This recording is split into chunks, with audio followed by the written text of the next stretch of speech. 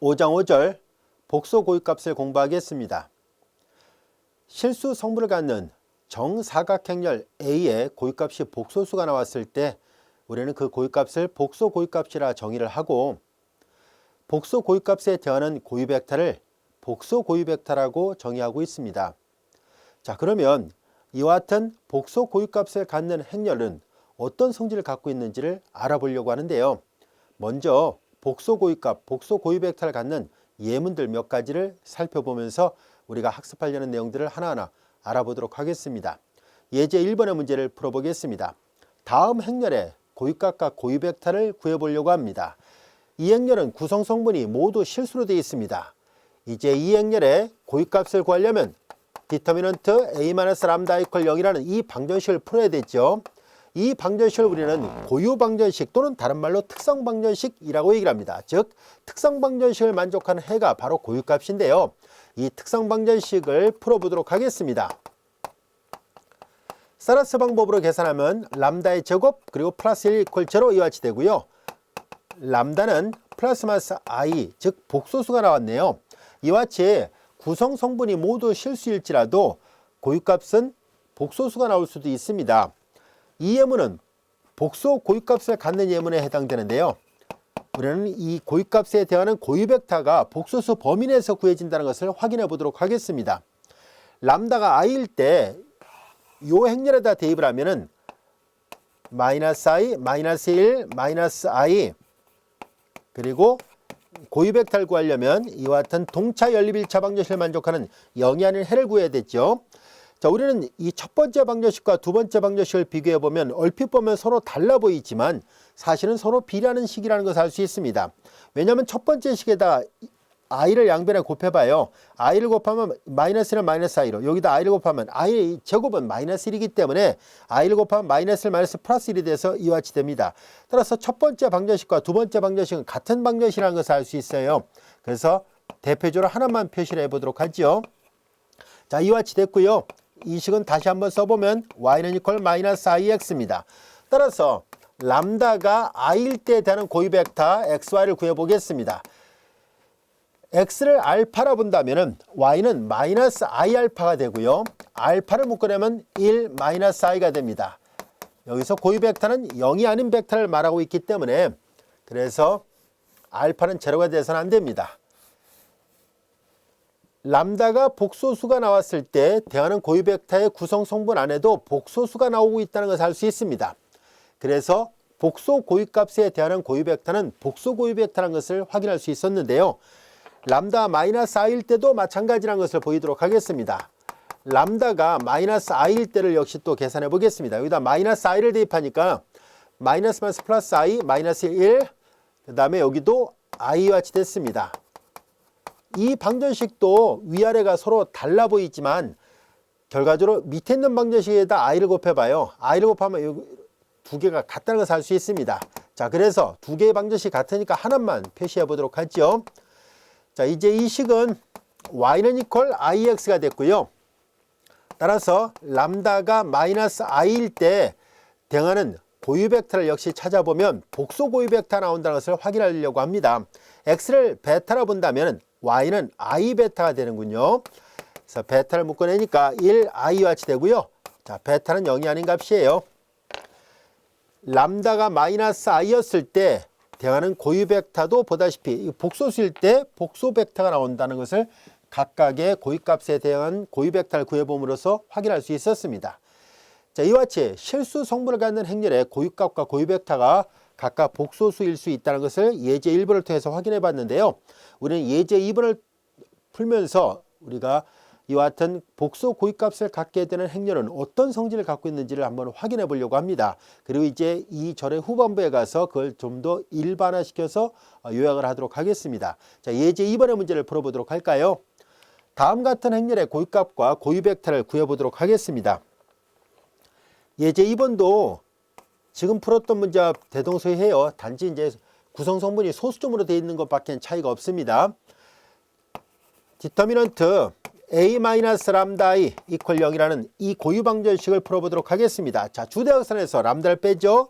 0.5 마이너스 람다 마이너스 0.6 그리고 0.75 그리고 1.1 마이너스 람다 이퀄 제로예요.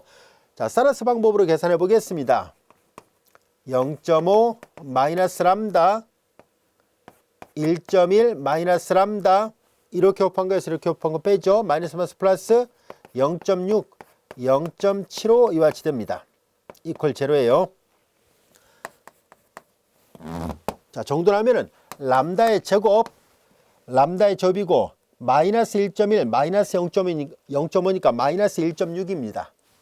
마이너스 1.6. 자, 이와 같이 되고 그 다음에 이렇게 곱하면은 1.1에 0.5를 곱하죠. 자, 그리고 0.55 이와 같이 됐네요. 자, 그리고 여기다가 0.75 0.6을 곱합니다. 5, 6에 30 이렇게 됐고요. 그 다음에 이거 계산하면은 이거 다 더하면은 1이 나오는군요. 0이었어요. 자, 이거 다 더하니까 1. 그래서 플러스 1 이퀄 제로 이와 같이 됐는군요.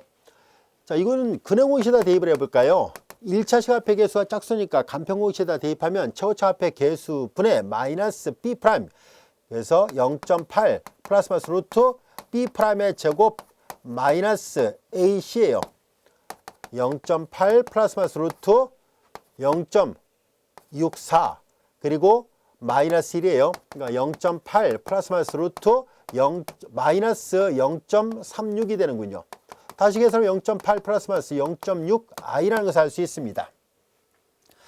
자, 이제 이와 같이 고유값이 구해졌는데 그 고유값이 복소수가 나왔다는 것을 알게 됐습니다. 그리고 각 고유값에 대항하는 고유공간의 기저를 구하라고 얘기를 했었으니까 조금 전에 구했던 것처럼 각 고유값에 대항하는 얘네들이 고유공간의 기저예요. 자, 그래서 람다가 두 개가 있죠. 마이너스부터 먼저 풀도록 하겠습니다. 0.8 마이너스 0.6i. 자, 이제 람다가 0.8 마이너스 0.6i였었을 때 대항하는 고유 벡터를 구해보도록 하겠습니다. 근데 조금 전에 계산했던 거와 별반 차이가 없어요. 이렇게 해서 직접 연립방정식을 풀면 되거든요. 자, 그래서 두 개가 이제 람다가 이제 두 개가 있잖아요. 0.8 마이너스 0.6i가 있고 0.8 플러스 0.6i가 있는데요. 예, 하나만 구하고 두 번째는 바로 결과만 쓰도록 하겠습니다. 왜냐하면 특징이 있거든요. 어떤 특징이 있는지는 뒤에 가서 좀 더 살펴보겠습니다만 일단 대략적으로 살펴보면 이 노란색과 빨간색은 켤레복소수 관계에 있다는 것, 그리고 이 노란색과 빨간색도 켤레복소수 관계에 있다는 특징이 있어요. 그래서 이런 특징만 알고 있다면은 하나만 제대로 구하면 두 번째는 금방 찾을 수 있거든요. 자, 이제 얘를 계산해 보겠습니다. 람다 0.8-0.6i였었을 때 고유 벡터를 구해 보려고 합니다. 자, 그래서 여기다 대입을 합니다. 똑같이 앞에서 했던 것처럼 여기다 대입을 해야죠.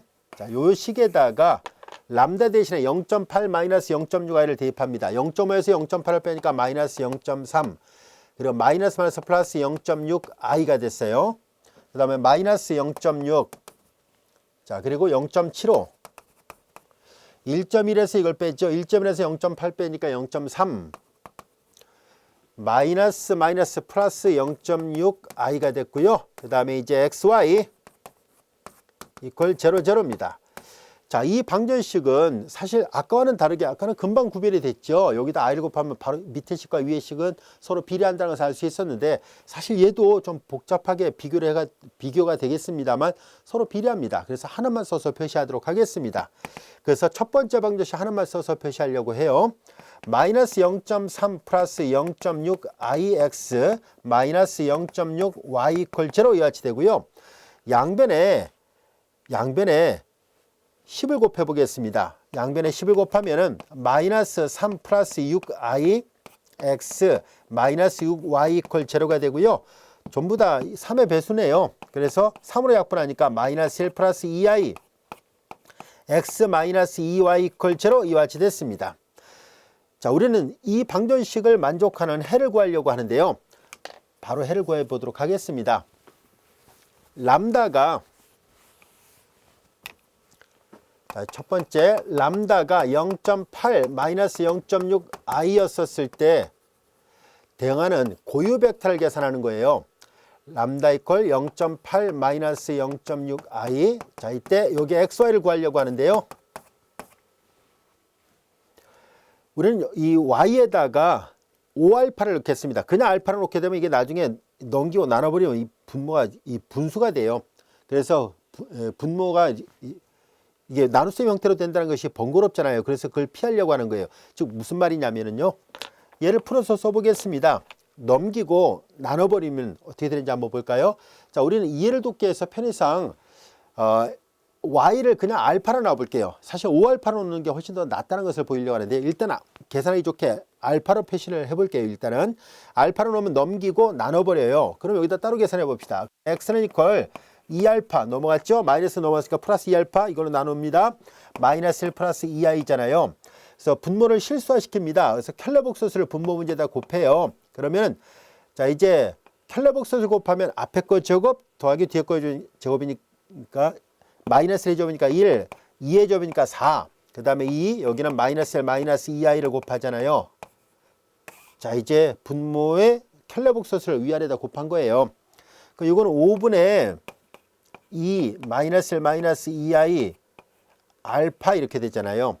여기까지가 됐죠. 보다시피 그냥 y를 알파로 놓으니까 x가 5분의 2 가로 열고 마이너스 1 마이너스 2i 가로 닫고 이런 꼴이 돼서 나눗셈으로 돼서 번거롭다는 것을 알 수 있습니다. 자 그래서 이런 단점을 피하기 위해서 아예 처음부터 y를 5알파로 놓겠습니다.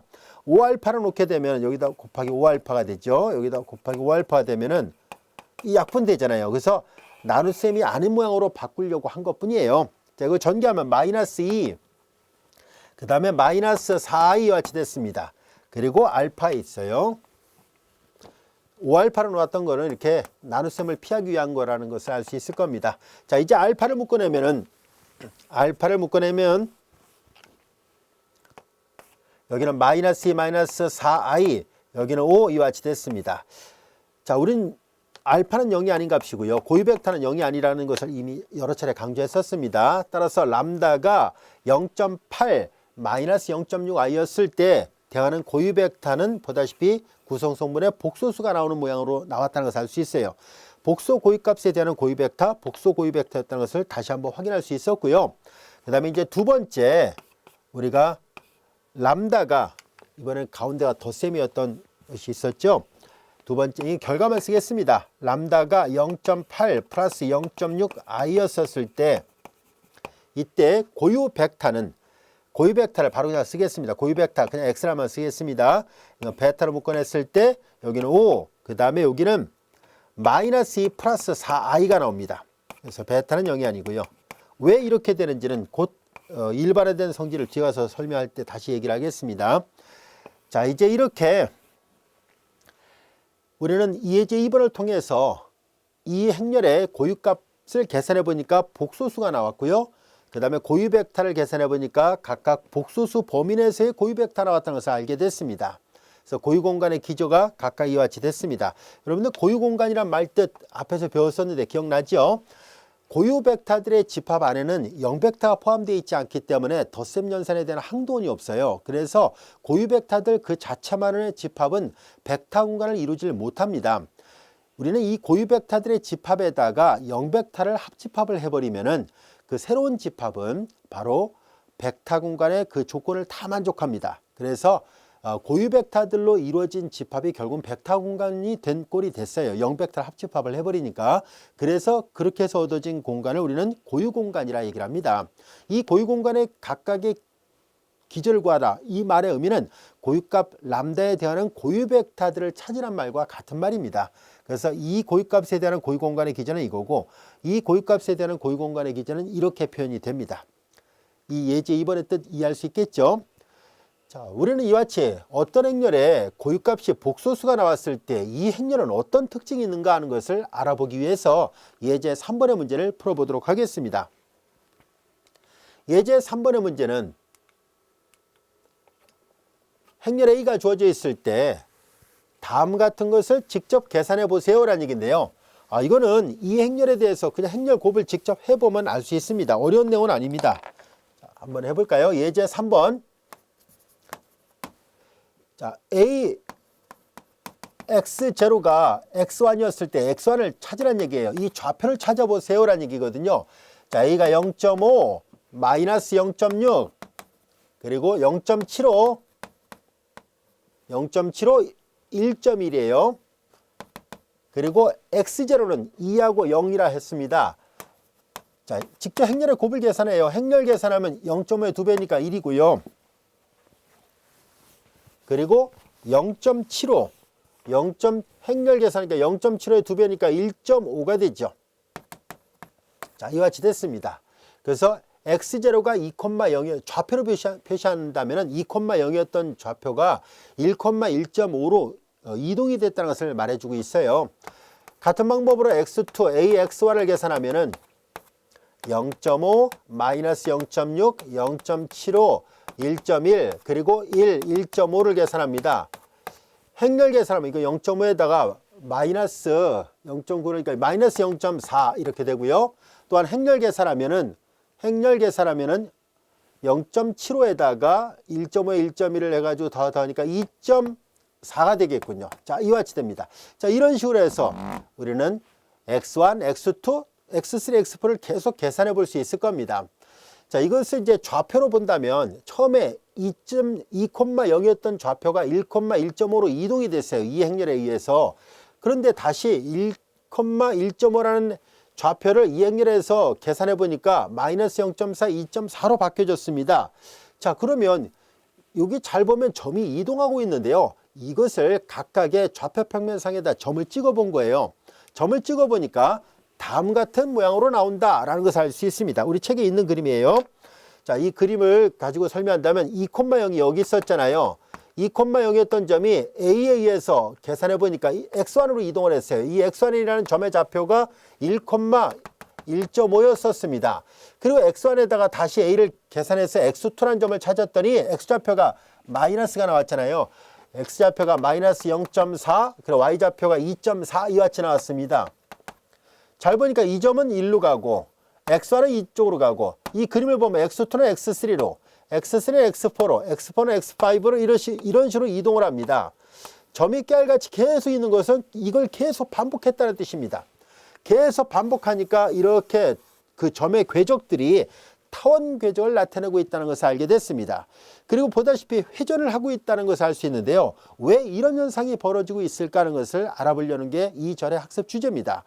실수 고유값을 가질 때는 이런 현상이 나타나지 않습니다. 즉 회전이라는 현상이 전혀 나타나지 않는 데 비해서 우리는 이렇게 복수 고유값을 갖게 될 경우는 이 점을 대응시킬 때 회전과 관련이 있다는 것을 알게 됐습니다. 자, 그러면 이런 현상을 좀 더 명확하게 알아보려고 합니다. 우선 벡터의 실수부하고 허수부라는 용어를 구별하려고 하는데요. 어떤 벡터의 실수부, 허수부 무슨 말인지 한번 볼까요? 우리는 조금 전에 계산했던 이런 모양을 보세요. 이게 고유 벡터가 복소수 범위에서 나타났잖아요. 이와 같이 복소수 범위에서 나타났을 때 이걸 갖고 설명할게요.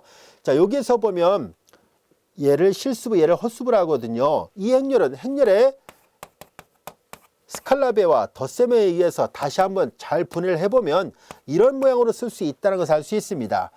행렬의 스칼라베 그리고 행렬의 덧셈은 같은 위치에 있는 것끼리 더하죠. 따라서 이 복소수를 성분을 갖는 행렬을 분해를 하면 이렇게 실수부와 허수부 모양으로 분해가 가능하다는 것을 알게 됐습니다.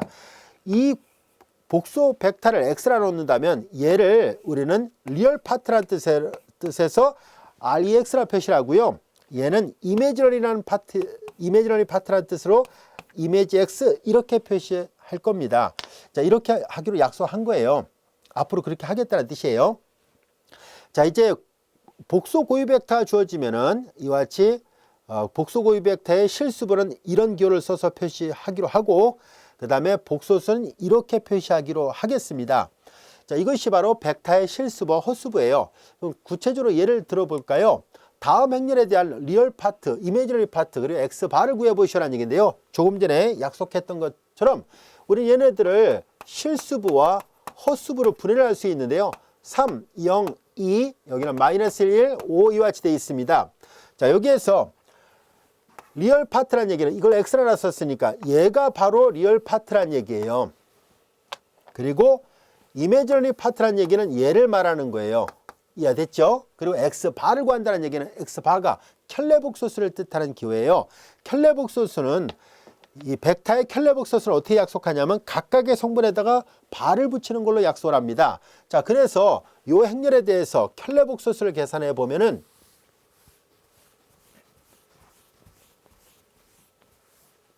이 행렬에 대해서 켈레복소수를 계산하면 X바의 모양은 구성 성분에다 전부 다 바를 붙이는 거예요. 자, 여기다 바를 붙이니까 켈레복소수를 만드니까 3 플러스 i가 되고요. 여기다 켈레복소수니까 마이너스 i, 여기다 켈레복소수를 취하니까 2 마이너스 5i와 같이 됐어요. 이게 바로 X바의 모양입니다.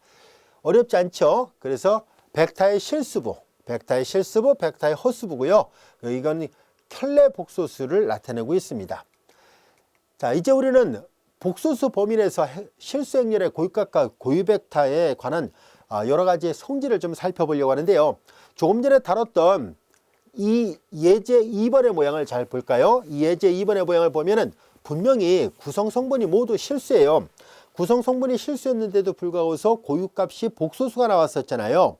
자, 이때 우리는 이 예제 2번을 풀어본 결과, 이제 결과를 여기다 미리 이제 정리를 해 놓은 거예요. 아까 우리 다 계산했던 식이거든요. 여기 보면은 어떤 특징이 있는가 하고 살펴봤더니 이 고유값이 서로 간에 켈레복소수 관계에 있다는 것을 알 수 있습니다. 예를 들어서 얘가 람다1이었다면 얘를 람다2로 한다면 람다2는 람다1에 바로 표시가 됩니다. 마찬가지로 우리는 조금 전에 켈레복소수라는 것을 다시 한번 살펴봤었으니까요. V1과 V2의 모양을 잘 관찰해 보면 V2는 V1의 켈레복소수 관계에 있구나 라는 것을 확인할 수 있습니다. 자, 이와 같이 실수 성분을 갖는 행렬이 주어졌을 때 A가 실수 성분을 갖는 행렬이에요. 그러면 이 행렬의 고유값과 고유벡터는 당연히 이렇게 되잖아요. 우린 여기에서 켈레복소수를 취해봅니다. 이 식의 양변에다 켈레복소수를 취하면 이렇게 됐죠. 그런데 이 행렬의 곱에 관한 켈레복소수는요, 각각의 켈레복소수의 곱과도 같습니다. 여기도 람다바, X바 이렇게 돼요. 그런데 행렬 A가 실수 성분을 갖는다라고 얘기를 했었으니까 실수 성분을 가질 때는 켈레복소수를 취해봤자 자기 자신이 돼요. 그래서 A, 얘는 그대로 A가 돼요. 그래서 이렇게 되고요. 결과적으로 뭘 말하고 싶었던 것이냐면은 만약에 실수 성분을 갖는 행렬에 고유값이 복소수가 나왔다면은 그 실수 성분을 갖는 행렬의 고유값 중에는 보다시피 켈레복소수가 짝으로 같이 붙어 있다는 것을 알 수 있습니다. A가 실수 성분을 갖는다는 전제 조건이 있을 때만 성립하는 얘기예요. 그래야지 얘가 이렇게 내려올 때 이렇게 되거든요. 그래서 실수 성분을 갖는 행렬이 주어져 있을 때 그 행렬의 고유값이 만약에 복소수가 나오면 언제나 그 짝으로 켈레복소수도 함께 있다는 것을 알 수 있습니다. 그리고 여기 보다시피 이 복소수에 대응하는 고유벡터가 복소 고유벡터 나왔을 때 역시 켈레복소수에 대응하는 고유벡터도 켈레복소 벡터가 나왔다는 것도 이 식을 보면 알 수 있습니다. 이해할 수 있겠죠? 자, 이것이 바로 우리가 복소수 범위 내에서 구성 성분이 모두 실수로 주어지는 행렬의 고유값과 고유벡터 사이의 관계입니다. 즉 고유값이 복소수가 람다일 때 고유벡터가 이거라면 또 다른 고유값에는 람다 바가 있고 고유벡터에는 또 다른 람다 X 바가 있다는 것을 대응하는 게 이렇게 있다는 것을 우리가 이 직접 증명을 통해서 확인해 볼 수 있었습니다. 여기까지 이해할 수 있겠죠? 자, 이제 그러면 조금 전에 배웠던 아까 그 배웠던 것이 정말 맞는지 한번 확인해 보려고 하는데요. 우리 조금 전에 람다1 즉 0.8-0.6 i에 대응하는 고유벡터 이거였고요. 얘는 0.8 더하기 0.6 i에 해당되는 고유벡터였잖아요. 둘 사이는 조금 전에 설명한 것처럼 켈레복소수 관계에 있는 게 맞다는 것을 다시 한번 확인할 수 있었습니다. 자, 이제 우리는 지금까지 배웠던 이론을 일반화시켜 보려고 합니다. 다시 말해서 고유값이 복소수가 나왔을 때 그 행렬은 어떤 성질을 갖고 있는지를 알아보려고 하는데요. 앞에서 배웠던 그림을 잘 관찰해 보면은 분명히 이 점이 일로 가고 이 점이 일로 가서 회전현상이 나타나고 있다는 것을 알 수 있습니다. 회전이 나타나면서 더군다나 이게 타원 궤적을 따르고 있다는 것도 확인할 수 있었는데요. 자, 이런 모든 내용들이 왜 발생했는지, 왜 이런 일이 발생하고 있는지를 좀 더 이론적으로 하나하나 따져보도록 하겠습니다. 자, 그래서 이제 행렬 A가 행렬 C가 이런 모양으로 되어 있다라고 가정을 해보겠습니다. C의 모양은 행렬이 다음과 같이 되어 있어요. 자, C가 여기는 A, 여기도 A, 마이너스 B, 그리고 B 이와 같이 되어 있습니다. 자, 우리는 이 C라는 행렬의 구성 성분은 모두 다 실수였다라고 가정하겠습니다. 실수 성분을 갖는 행렬 C의 고유값을 계산을 해보겠습니다. 디터미넌트 C-람다이 이퀄 0을 풀어보도록 할까요? 자, 주대각선에서 람다를 빼요. A-람다, A-람다, 마이너스 B, B 이퀄 0예요. 자, 사라스 방법으로 마저 계산하면 이렇게 곱하죠. A-람다의 전체 제곱. 이렇게 한 거 빼요. 마이너스 플러스 B의 제곱 이퀄 0예요. 정돈을 해보니까 람다의 제곱 마이너스 2A 람다 플러스 A의 제곱 플러스 B의 제곱 이퀄 0 이렇게 됩니다. 람다에 관한 2차 방정식이에요. 그래서 근행공식에다 대입을 합니다. 1차 시합의 개수가 짝수니까 간편공식에다 적용하면은 저거 좌표의 개수분의 마이너스 B 프라임 플러스 마이너스 루트 B 프라임의 제곱 마이너스 AC예요. A 플러스 마이너스 루트 A 접 지워지고 마이너스 B의 접이니까 A 플러스 마이너스 BI라는 것을 알 수 있습니다. 자, 보다시피 이런 꼴로 주어지는 행렬이 있을 때 이 행렬의 고유값은 항상 복소수가 나오는구나 라는 것을 알게 됐습니다. 그리고 더욱이 A하고 B가 어떤 모양인지 잘 볼까요? 이 앞에 있는 A는 바로 주대각선 성분이었었어요. 그리고 뒤에 있는 요 B는 바로 요거를 말하고 있었습니다. 자, 그래서 이렇게 생긴 행렬은 언제나 고유값이 이제 앞으로 다 구하지 않더라도 아, 얘가 실수부, 얘가 헛수부구나 라는 것을 확인할 수 있었습니다. 실수부, 헛수부예요. 아시겠죠? 자, 이제 그러면 이 행렬에 대해서 우리는 이 행렬을 변형을 시켜보려고 합니다. 이 행렬을 변형을 시키는데요. 교재에 있는 그림이에요. 자, 이 그림을 보고서 설명하도록 할게요. 여러분들 교재를 보면 나와 있는 그림입니다. 자, 이 그림을 보면 알 수 있듯이 여기가 지금 복소평면입니다. 좀 더 크게 그려볼게요. 자, 이제 여기가 이제 복소수를 시각화시키는 복소평면이라 하겠습니다. 복소평면상에서 여기는 실수축이라 합니다. 여기는 헛수축이라 하고요. 그래서 우리는 이제 여기를 실수축 X, 헛수축 Y를 써서 표시합니다. 이 X는 리얼 파트, 복소수 Z의 리얼 파트라는 뜻으로 REZ로 써서 표시하고요. Y는 이미지너리 파트라는 뜻으로 이렇게 표시하죠. 따라서 복소수 Z는 X 플러스 IY로 표시하게 되는데요. X가 실수부, Y가 헛수부예요. 복소평면이라고 불려지는 거, 이건 이제 복소평면이에요. 이 복소평면에서 뭘 좀 표시하려고 하냐면 복소평면 위에 복소수를 표시하는 방법을 살펴보려고 하는데요. 복소수를 표시할 때 복소평면상에 있는 순서쌍의 개념으로 설명합니다. 자, 이제 실수부 X, 헛수부 Y를 순서쌍으로 써서 A, B 이렇게 보통 표시하게 되는데요. 복소평면상에서의 순서쌍의 제1성분은 실수축상에 있는 실수부를 나타내고 그리고 얘는 헛수부를 나타내요. 자, 이제 우린 여기에서 원점에서부터 요점까지의 거리를 우리가 복소수의 크기라 얘기를 합니다. 이 복소수의 크기. 얘를 복소수 Z의 크기라고 하고 이 복소수의 크기를 편의상 R이었더라 보겠습니다. 그리고 이 양의 수축에 해당되는 실수축과 이루는 각의 크기, 요 선분이 이루는 각의 크기를 세타로 놓겠습니다. 그러면 삼각 B를 적용해서 이제 얘를 표시할 수 있는데요. 자, 이제 점의 좌표를 AB라 썼으니까 여기 A, 여기가 B예요. 그럼 이 그림을 잘 보면 알 수 있듯이 삼각 B를 적용해 봅니다. 삼각 B를 적용하면은 여기다 쓸까요? 코사인 세타는 빗변분의 밑변의 꼴이니까 R분의 A가 되고 사인 세타는 빗변분의 높이의 개념이니까 R분의 B 이렇게 됩니다. 여기서 R은 복소수의 크기예요. 복소수의 크기는 여러분들이 잘 알다시피 복소수 Z의 크기는 실수부의 제곱 더하기 헛수부의 제곱의 루트예요. 루트 실수부의 제곱 더하기 헛수부의 제곱이에요. 이것을 이제 R이라 표시하자는 얘기예요. 자, 이제 그러면 이 그림에서 보면 알 수 있듯이 이렇게 표현되어 있을 때 자, 우리는 이 C를 다시 표시해 보려고 합니다. 즉 C가 A, B, B로 되어 있잖아요. 이 행렬을 두 행렬의 곱의 형태로 바꿔서 표시해 보려고 합니다. 어떻게 표시할 수 있는지 한번 살펴보도록 할까요? 자, 우리는 이 행렬을 앞서 R이라는 기호가 복소수의 크기를 나타내잖아요. 자, 이제 R, 0, 0, R 이렇게 표시하고요. 여기에는 여러분들 회전변을 나타내는 행렬의 모양 어떻게 생겼는지 알고 있죠? 코코, 신신 여기가 마이너스예요.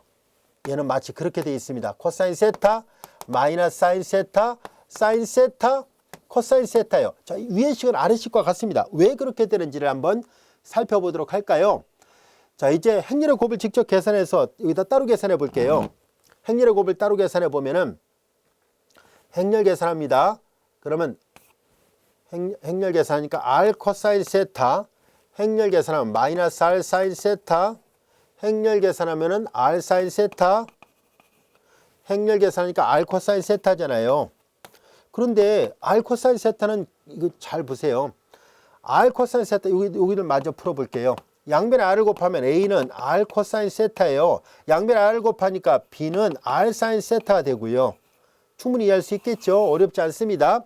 그래서 이 두 행렬의 곱을 직접 계산해 보면 행렬 계산하면 이렇게 되고요. R 코사인 세타가 A잖아요. R 사인 세타는 B가 되고요. 그러니까 여기 A, R 코사인 세타는 A, 여기 A네요.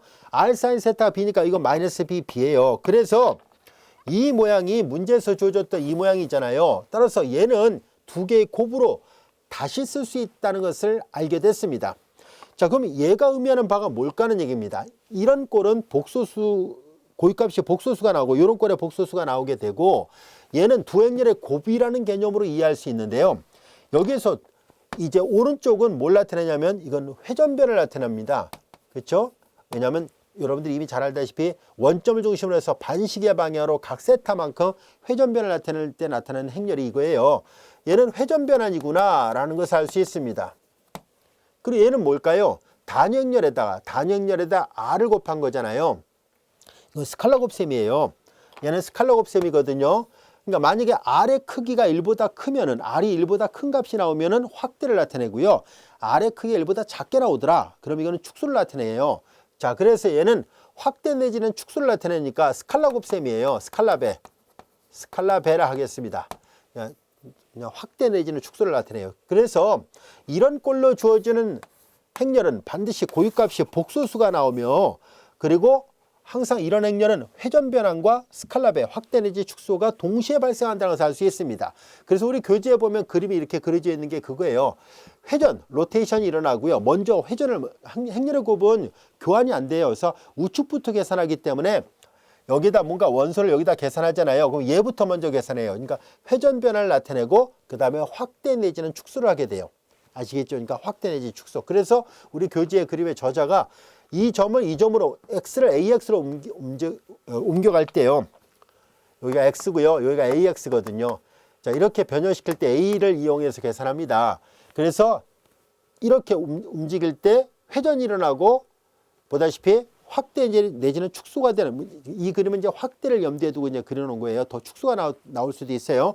그래서 이 고유값이 복소수가 나오게 될 경우에는 회전이 일어나고 그리고 확대 내지는 축소가 일어난다는 것을 알 수 있는데요.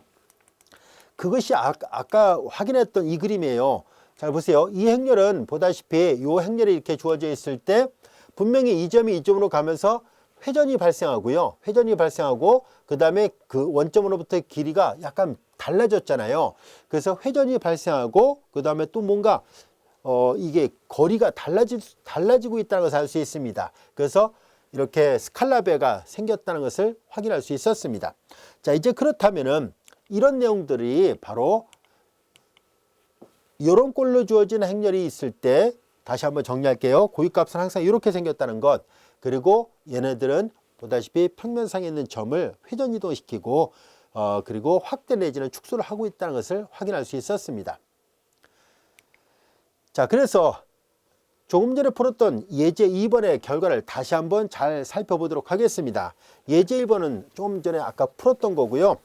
이미 계산을 다 했기 때문에 결과를 활용하도록 하겠습니다. 이 행렬 예제 2번에서 다뤘던 거고요. 고유값이 만약에 0.8-0.6i였었을 때 대하는 복소 고유 벡터가 이 모양이라는 것도 직접 계산했었습니다. 자, 이제 우리는 요 C라는 행렬을 찾아볼 생각인데요. C는 아까 얘기했던 것처럼 이렇게 생긴 행렬인데요. 얘를 어떻게 만들 수 있을까 하는 것을 확인해 보려고 합니다. 자, 이제 C를 만드는 걸 잘 기억해 둘 필요가 있어요. C가 어떤 모양인지 볼까요? C를 만들기 위해서는 이 P 인버스라는 P라는 행렬이 필요한데 P 인버스를 왼쪽에다 곱하고 P를 오른쪽에다 곱해서 만듭니다. 자, 구체적으로 하나하나 계산을 해 보도록 할게요. 이런 모양을 만들려고 합니다. 이 행렬이 주어졌을 때 이 C는 어떻게 되어 있을까 하는 얘기인데요. 이 C가 바로 회전과 확대 내지는 축소잖아요. 자, 그래서 예제 7번에서 다루고자 하는 이 행렬 P의 모양은 항상 다음같이 구성하려고 합니다. 여기서 REV1, IMV1 이 말의 의미는 앞서 얘기했던 것처럼 이 고유 벡터를 실수부와 헛수부로 구별할 수 있잖아요. 실수부는 마이너스 2, 5, 그 다음에 헛수부는 마이너스 4, 0이거든요. 그래서 얘가 V1, 고유 벡터 V1의 리얼 파트, 얘가 고유 벡터 V1의 이미지너리 파트예요. 그래서 이 P를 구성할 때 이렇게 만들자라는 얘기입니다. 즉 P를 만들 때 자, 이 고유 벡터의 실수부를 제1열에다 배열하고요. 고유 벡터의 헛수부를 제2열에다 배열해서 만듭니다. P를 이렇게 놓겠습니다. 만드는 규칙이에요. 잘 기억해 두세요. 자, 이제 그럼 P 인버스를 찾아볼까요? 자, 이제 그러면 역행렬을 찾는 문제잖아요. 2차 정사각행렬의 역행렬 구하는 거 쉽죠. A-BC예요. 이렇게 하면 0이고요. 이렇게 하면 빼니까 4, 5, 20분의 1 A-BC의 역수. 주대각선의 위치를 바꾸고 나머지 부호를 반대로 하죠. 이와 같이 됐습니다. 그래서 이제 C의 모양은 이렇게 지금 약속을 했었잖아요. AA, B, 마이너스 B 플러스 B인데요. 그렇게 되는지 한번 확인해 보겠습니다. 자, P 인버스 AP를 계산합니다. P 인버스 20분의 1, 0, 4, 마이너스 5, 마이너스 2. A가 문제에서 주어졌던 행렬이에요. 0.5, 마이너스 0.6, 그리고 0.75, 1.1이죠. 그리고 P를 계산합니다. 자, P는 마이너스 2, 마이너스 4, 5, 0이에요. 자, 이제 얘부터 순차적으로 계산해 보겠습니다. 마이너스 4예요. 자, 이와 같이 되고요. 자, 행렬의 곱을 직접 계산을 해 보겠습니다. 행렬 계산합니다. 자, 이제 요거는 0.75는 4분의 3을 뜻하거든요. 자, 그리고 그게 이렇게 곱하니까 요거는 4배를 했으니까 이게 3이 되는군요. 행렬 계산합니다. 이렇게 곱하고 이렇게 곱하죠. 그러니까 4.4가 됐습니다. 행렬 계산합니다. 자, 이렇게 계산하니까 마이너스 2.5하고 그리고 마이너스 4분의 3의 2배를 한 꼴이거든요. 그러니까 2분의 3, 2분의 3이니까는 1.5예요. 그러니까 1, 2, 3, 4, 마이너스 4네요. 행렬 계산하니까 마이너스 4. 행렬 또 계산합니다. 마이너스면서 플러스, 그러니까 10분의 6 곱하기 5를 한 꼴이네요. 2분의, 그러니까 이거 3이에요. 행렬 계산하니까 여기가 일단, 그냥 바로 계산할, 됐었네요. 3. 그 다음에 이건 마이너스 2.2. 마이너스 2.2가 되니까는 이거 계산하면 0.8 이와 같이 됩니다. 0.8 이렇게 됐고요. 자, 이걸 또 다시 계산해 보겠습니다. 20분의 1이고요. 자, 이제 또 행렬 계산합니다. 따로 계산한다면 쓸게요. 마이너스 6 그리고 플러스 4.4에 5배요. 4, 5, 20, 4, 5, 20, 22, 22하고 6이니까 여기는 4, 6, 16이군요. 행렬 계산하니까 여기가 16이 나왔습니다. 또한 행렬 계산은 마이너스 4, 3, 4, 12. 그 다음에 행렬 계산합니다. 2, 6, 이 계산 2, 4, 8. 그리고 12가 나오는군요. 자, 그 다음에 행렬 계산합니다. 이거 0이에요. 행렬 계산하니까 4, 4, 16입니다. 자, 이렇게 됐습니다.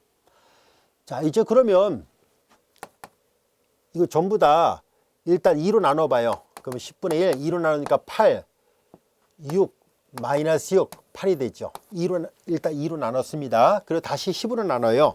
그러면 이제 얘네들은 0.8, 마이너스 0.6, 0.6, 0.8이 되잖아요. 자, 이제 C의 모양이 똑같이 나왔다는 것을 알게 됐어요. 주대각선은 같고 그 다음에 마이너스 B 플러스 B예요. 그런데 이 행렬 C의 고유값이 아까 확인했었잖아요. 이 행렬의 고유값은 람다가 A 플러스 마이너스 BI였었잖아요. 잘 보세요. 이게 A고 이게 B니까 이 행렬의 고유값은 그러면 0.8 플러스 마이너스 0.6i 그렇게 돼야 되는데 실제로 그게 맞다는 것도 다시 한번 확인할 수 있었습니다. 0.8 마이너스 0.6i 고유값 두 개인데 그 중에 하나를 이제 마이너스인 걸 선택한 거거든요. 자, 이제 잘 보니까 그러면 이 C는 이렇게 해서 만들 수 있구나 하는 것을 알게 됐습니다. 여기까지 이해가 됐나요? 자, 이 C를 왜 만들고 있었을까요? 이 C가 아까 얘기했던 것처럼 회전과 확대 내지는 축소라고 얘기를 했었잖아요. 자, 그러면 이제 다시 한번 잘 살펴볼까요? 이 P를 어떻게 만들었는지 기억하고 있어야 돼요. 이 람다는 반드시 마이너스여야 돼요. 아시겠죠? 플러스 마이너스 복부가 있을 때 마이너스 갖고 선택합니다. 마이너스에 대응하는 고유 벡터를 리얼 파트, 이미지너리 파트로 분류했을 때 P는 바로 리얼 파트를 제1열로 이미지너리 파트를 제2열로 배열을 합니다. 그렇게 해서 P를 만들었고요. 자, 이제 그러면 C는 P 인버스 AP를 만들 수 있다는 것을 직접 우리가 눈으로 확인해 봤습니다. 자, 이제 양변에 왼쪽에다 P를 곱하고 오른쪽에다가 P 인버스를 곱하면 P 인버스는 왼쪽에다 P, 오른쪽에다 P 인버스를 하니까 A가 되잖아요. 자, 이걸 얘기하고 싶었던 거예요. 이 행렬 A가 문제에서 주어졌던 이런 행렬이었어요. 얘는 AA-B 플러스 B 그런 꼴이 아니에요. 단지 복소수를 고유값을 갖는 그런 행렬이었을 뿐인데요. 그와 같은 복소 고유값을 갖고 있는 행렬은 언제나 이렇게 분해를 할 수가 있습니다. P, C, P 인버스인데 이때 C는 앞서 얘기한 것처럼 꼭 이렇게 이게 고유값의 실수부, 고유값의 헛수부를 각각 이렇게 대각선과 반대쪽 대각선을 배열한 그런 모양으로 나온다는 것을 알 수 있었습니다. 그래서 행렬 A가 복소 고유값을 갖게 될 경우에는 요 C가 아까 회전과 확대 내지는 축소가 있다고 했었잖아요. 그래서 복소 고유값을 갖고 있는 행렬이 갖고 있는 특징은 확대 내지는 축소, 그리고 회전, 먼저 회전을 하고 확대 내지는 축소가 발생한다는 것을 알게 됐습니다. 이제 그게 바로 이 절의 학습 취지였던 거예요. 그래서 앞으로 다시 되돌아가 볼게요. 아까 그 그림을 잘 살펴보면은 분명히 이 행렬에 대해서 쭉 계산해 보니까 이 행렬 A는 여기 C 아까처럼 이렇게 되는 행렬이 가운데 있었죠. 그래서 회전과 확대 내지는 축소가 발생하니까 계산하면 할수록 계속 회전이 발생할 수밖에 없었구나 하는 것을 알게 됐고요. 그리고 확대 내지는 축소 이런 것들이 나타날 수 있었다는 것을 알게 됐습니다. 자, 여기에서 R은 뭘 나타내게 되냐면은 R의 의미는 아까 여기 C가 다시 한번 볼까요? C가 아까 A, B, B 이렇게 돼 있었을 때 얘는 R, 0, R이었었고요. 그 다음에 코사인 세타, 마이너스 사인 세타, 그 다음에 사인 세타, 코사인 세타 이렇게 돼 있었잖아요. 회전이 먼저 발생하고 그 다음에 확대 내지는 축소였었는데요. 이때 R은 복소수 Z의 크기였었습니다. 복소수 Z의 크기였었으니까 루트 A의 제곱 플러스 B의 제곱이었었던 거죠. 그래서 이 예문에서 A하고 A는 0.8, B는 0.6이었었습니다. 그래서 이 람다의 크기를 계산해 볼게요. 람다의 크기를 따로 계산해 보겠습니다. 이것이 이제 이 복소수의 크기, 여기가 A고 여기가 B거든요. 그걸 아까 R로 쓴 것 뿐이고요. 자, 그래서 0.8과 0.6이잖아요. 0.8은 10분의 8, 0.6은 10분의 6이에요. 그 제곱하고 제곱해서 더합니다. 그럼 10의 제곱이니까 100이고요. 8, 8이 64, 6, 6이 36, 6, 7, 8, 9, 이거 100이군요. 이거 1이었네요. 그러면 여기가 다 1이었었으니까 이건 단위 행렬이었네요. 겉보기에는 이제 확대 내지는 축소가 있는 줄 알았는데 보니까는 R의 크기가 이 예문은 1이었기 때문에 계속 회전만 발생하고 있었구나 라는 것을 알게 됐습니다. 이거 크기가 1이었어요. 그래서 A접 더하기 B접의 루트를 씌운 것이 바로 이 R이었는데 R이 1이라는 얘기는 회전이 발생하고서 그 다음에 그 확대 내지는 축소는 그대로 이동이 된 거라는 것을 알 수 있습니다. 근데 왜 이렇게 그냥 단순하게 원이 되지 않고 왜 타원으로 갔을까 하는 얘기인데요. 이와 같이 타원으로 변형됐던 이유는 뭐가 결정하게 되냐면은 바로 이 P를 결정할 때요. 이 P를 결정할 때 얘가 고유 벡터의 리얼 파트, 고유 벡터의 이미지너리 파트인데요. 얘네들이 단위 벡터가 아니라는 것을 알 수 있습니다. 단위 벡터 아니었어요. 아시겠죠? 그래서 왜냐면 이것만 놓고 본다면 확대 내지는 축소는 없었습니다만 P가 다시 양옆에 붙어요. 그래서 저렇게 된 거예요. 아시겠죠? 만약에 얘만 있었다면 회전만 발생했을 텐데 왜냐면 R이 1이었으니까요. 하지만 왼쪽에다 P, 오른쪽에다 P 인버스를 곱하는데요. 바로 이 양쪽에 곱해지는 이 P의 모양이 제1열 벡터, 이 고유 벡터의 아까 이 고유 벡터 V1의 리얼 파트였거든요. 리얼 파트. 여기가 이미지너리 파트였잖아요. 얘네들이 각각의 단위 벡터 아니에요. 그리고 서로 직교하지도 않고요. 이런 특징 때문에 결과적으로 타원궤적으로 움직이게 됐다는 것을 알게 됐습니다. 여기까지 이해할 수 있겠죠? 자, 이제 우리는 그러면 지금까지 설명했던 내용들을 조금 더 부연 설명하도록 하겠습니다. 즉, 앞에서 행렬 A가 P, C, P 인버스 형태로 된다는 것을 설명을 했었는데요. 그것을 우리 책에 보면 저자가 이렇게 도표를 통해서 좀 더 명확하게 설명을 해 놓고 있습니다. 자, 여기 보면은 X를 A에서 오른쪽으로 보내서 이렇게 가려고 해요. 자, 이 도표를 좀 더 자세하게 설명을 해 볼게요. 자, 이제 여기다 다시 한번 써보겠습니다. 이 행렬 A, 이렇게 분해가 되는 이 행렬 A에 의해서 X라는 벡터를 오른쪽으로 옮겨서 AX를 만들잖아요. 조금 아까 그 회전되는 타원 궤적의 그 점들을 생각하면 돼요. 자, 이제 여기에서 우리는 다음 같은 것을 살펴보려고 합니다. 우리는 다음 같은 변수 변화를 하나 생각해 보려고 하는데요. 변수 변화에 의해서 U는 이퀄, 여기 보다시피 U를 X로 바꿀 때 이 P라는 아까 이 P가 있었잖아요. P를 만든 것은 V1 벡터의 제1열과 2열이 각각 리얼 파트하고 이미지너리 파트잖아요. 그 행렬 P를 이용해서 이렇게 바꾸려고 합니다. X 이퀄 PU라서 얘기했군요. X는 이퀄 PU예요.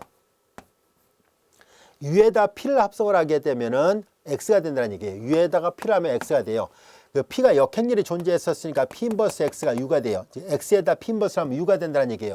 자, X에다가 P 인버스를 하면 U가 돼요. 자, 이렇게 해서 이런 과정을 통해서 여기다 P 인버스를 해서 U를 만들고요. 다시 얘를 이 C는 아까 얘기했던 것처럼 고유 벡터 리얼 파트가 주대각선 그리고 고유 벡터 아니라 고유값의 리얼 파트 실수부가 주대각선 그리고 이미지너리 파트가 이렇게 반대쪽에 대각선이 있게끔 배열하는 행렬을 말합니다. 자, 이렇게 되면은 여기가 CU가 될 테고요. 자, U를 이렇게 보낼 때 아까 얘기했던 것처럼 U를 X로 바꿀 때 변환이 P예요. 자, 그래서 변수 변환이 이렇게 돼 있어요. 자, 이 도표는 어려운 도표가 아닙니다. 왜냐면 AX에서 A를 이용해서 AX를 만드는 과정을 이렇게 오나 직접가나 똑같다는 얘기를 하려고 해요. 자, 실제로 볼까요? 이 A는 P, C, P 인버스잖아요. P, C, P 인버스 X예요. 자, 행렬의 곱은 결합 법칙이 성립합니다. 그래서 오른쪽부터 먼저 계산합니다. P 인버스 X예요. 자, P 인버스에서 X가 오면 U로 오잖아요. 그 U가 된 거예요. 이 그림을 잘 보세요. 이렇게 U가 C에서 왔을 때 CU가 이렇게 왔고요. CU에다가 P를 계산하면 AX가 간다는 얘기잖아요. CU에다가 P를 계산한 것이 바로 이렇게 X가 됐습니다라는 얘기예요. CU에다가 P를 계산한 거 X, 이게 X예요. 그래서 AX 이퀄 X. 충분히 이해할 수 있겠죠.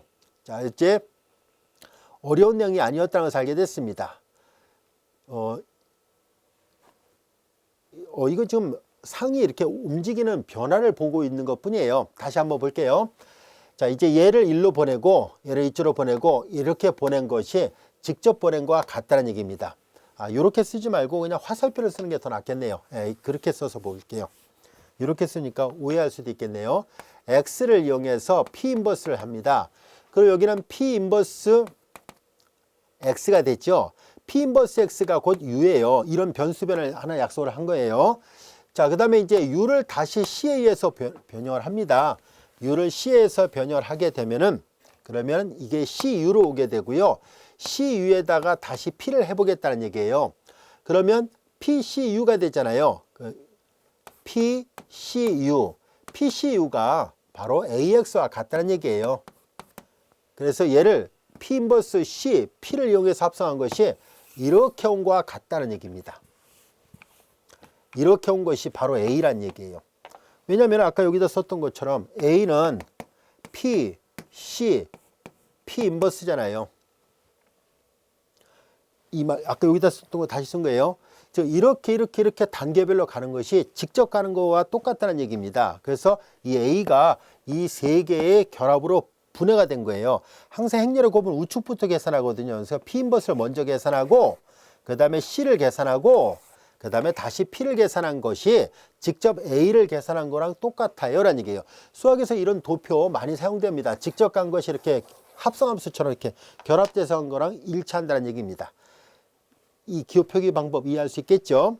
그래서 이제 이런 내용들을 이제 일목요연하게 일반화 시켜보도록 하겠습니다. 별도의 증명 없이 가도록 할게요.